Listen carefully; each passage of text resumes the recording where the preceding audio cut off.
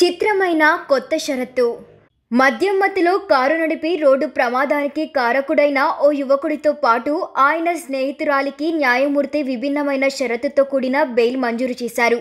పోలీసులు చెప్పిన వివరాల ప్రకారం వెస్ట్ మారేడుపల్లి సుమన్ హౌసింగ్ కాలనీలో నివసించే 27 ఏళ్ల తిగుళ్ల దయా సాయిరాజ్ ఆయన స్నేహితురాలు గత నెల 27న ఫిలిం నగర్ సమీపంలోని జేఆర్సీ కన్వెన్షన్లో జరిగిన ఓ విందులో మద్యం తాగారు. అర్ధరాత్రి 2:30 దయా సాయిరాజ్ తన బెంజ్ కార్లో స్నేహితురాలిని పక్కన కూర్చోపెట్టుకుని మితిమీరిన వేగంతో వస్తూ ఉన్నాడు.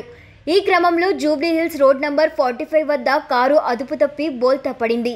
దీంతో డివైడర్తో పాటు విద్యుత్ స్తంభం ధ్వంసమయ్యాయి. కారులోని ఎయిర్ బలూన్లు తెరుచుకోవడంతో వీరిద్దరూ స్వల్ప గాయాలతో బయటపడ్డారు. జూబ్లీహిల్స్ పోలీసులు కేసు నమోదు చేసుకుని వీరిద్దరిని గత నెల 28న న్యాయమూర్తి ఎదుట హాజరుపరిచారు. వీరికి న్యాయమూర్తి షరతులతో కూడిన బెయిల్ను మంజూరు చేశారు.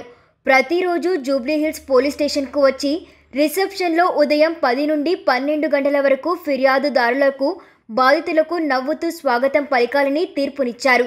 రిసెప్షన్లో కూర్చుని 2 గంటల పాటు ముఖానికి మాస్క్ కూడా ధరించవద్దని షరతు విధించారు. బెయిల్ మంజూరైన నాటి నుండి 15 రోజుల పాటు రోజు ఠాణాకు రావాలని, రిసెప్షన్లో కూర్చోవాలని, ఆ తర్వాత పోలీసుల సమక్షంలో హాజరైనట్లుగా సంతకం చేయాలని తీర్పునిచ్చారు. దీంతో దయా సాయిరాజ్తో పాటు ఆయన స్నేహితురాలు రోజు ఠాణాకు వచ్చి రిసెప్షన్లో కూర్చుంటూ ఉన్నారు.